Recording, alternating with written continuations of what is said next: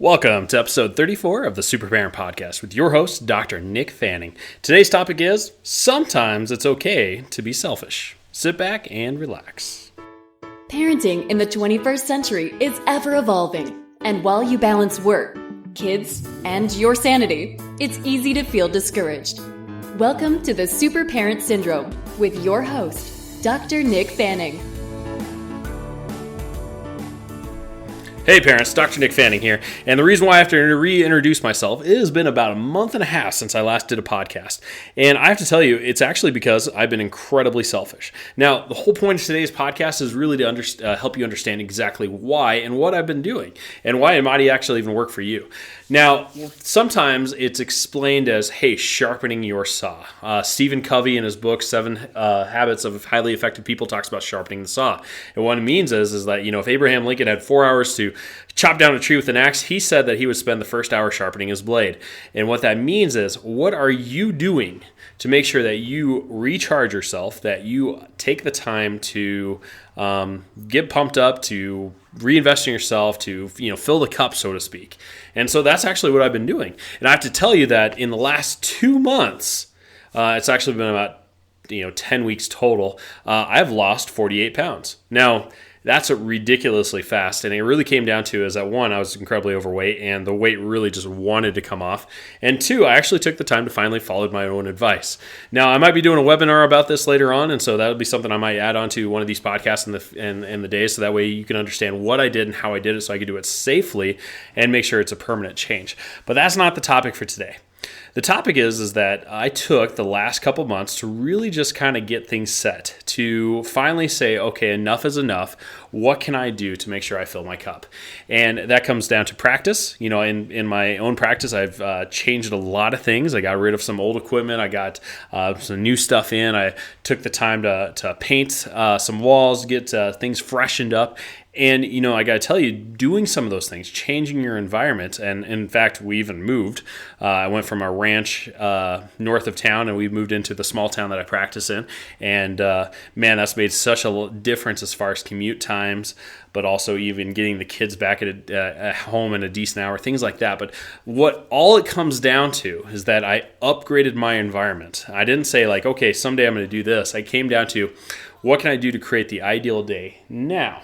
And so it came down to, hey, I made some upgrades, I made some changes. I'm not going to wait until we move, someday into the mountains or onto a brand new house with a huge deck where I'm going to do meditation. No, I started now.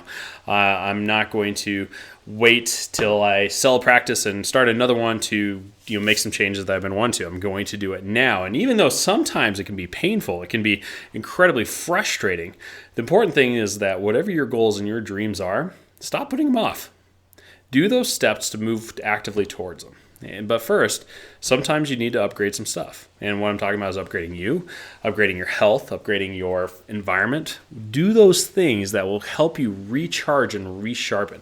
And so one of the things I thought is I'm going to put a hold on the podcast. I've had a few people, comment that hey, we love the podcast, keep going. And there for a while, I was going to drop it completely. But then it came down to the people that I was impacting and seeing some of the things that, people were commenting on. I said, okay, let's go for this again. And so I'm going to level up on this, actually. You're going to hear a lot more podcasts, a lot more content, and better call to actions, actually, to see actually there. And so the thing is that in effect, when you start playing bigger, you're going to invite 2 things. 1, you're going to have some bigger successes. But 2, you're also going to attract a lot of haters. And me personally, I wasn't ready for the hater part. Okay, it was just my own shortcomings, self-esteem, whatever it might be. But now it comes down to, I have a purpose. And despite the fear or the haters that may come, the message that I need to get out there is way more important. So come along with me on this journey, guys. I appreciate it. Your call to action and what you need to do now is really to take a hard look at your life. Figure out where you are right now, point A. All the stuff in the past is the past. But if you're going to give yourself a clean slate and start over, you have to acknowledge what was on the slate in the first place. It might be painful, might not be, might be embarrassing, it might not be. Everybody moves on, okay? This is your next act. And so acknowledge what you had, clear the slate, and then move on. And so that's what some of the things that I had to do is say, hey, okay, what are my past eating habits? What have I done to get me to my current weight or current salary that I was giving myself at the office or whatever it might be? And then I said, okay, those were those habits, and there was the good habits and there's the bad habits. And I recognize what the bad habits are. Okay, what am I going to change? What and why? Because right now, if you have a bad habit, it's currently serving you in some way. And you got to figure out, okay, what is going to give you that same high or same benefit, but in a more productive way. And so that's what I mean by that, folks, is that you need to take the steps, figure out what you've done so far, and figure out what you're going to change for it. And then once you take that moment to really meditate on it, to really ponder it, to really think about it, boom, you're going to go into second or third gear. You're going to charge up that mountain the way you want to. Okay, scary at first. Sometimes there's a chance that you guys have no idea what I'm talking about. I encourage you to listen to this podcast over and over again until it finally clicks.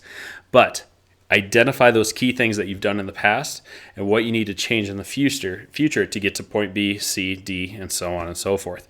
For me, I knew the one thing that was holding me back was my personal health. I couldn't be a good role model to my clients. I couldn't be a good colleague. I couldn't level up my own life. I couldn't be a good role model to my kids. I couldn't be a good lover to my wife. My energy was down. My mindset was all off, and I know I needed to change things. So once I finally looked at all those things, everything was stacked against me. It wasn't more of a depressed eating a pint of ice cream on the couch, I'm fat, and there's nothing I can do about it. It was, no, this makes complete sense. This is what I want, and this is how it's going to be. And it wasn't any kind of miracle steps here. It just became like, okay, when I am at my ideal health, what is the lifestyle? What am I going to eat and drink? What are those things that are going to use to support me in those things? Well, let's just start doing it now. I'm not going to do a crash diet. I'm not going to do any kind of crazed fad that's going on. There's no magic potion or pills or chills or anything like that. It's really just, what can I do to become more congruent in my own desires, in my own lifestyle?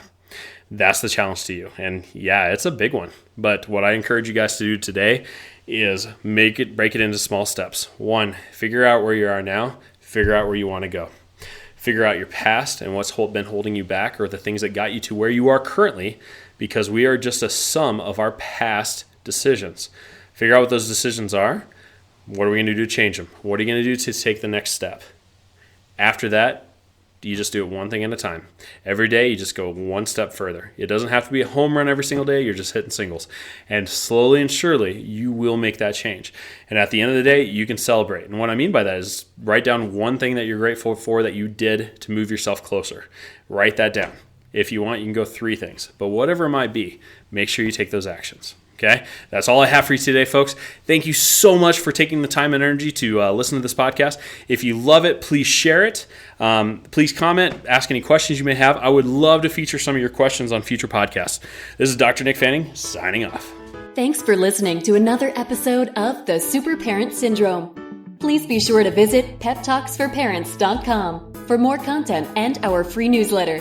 And remember, you are not alone.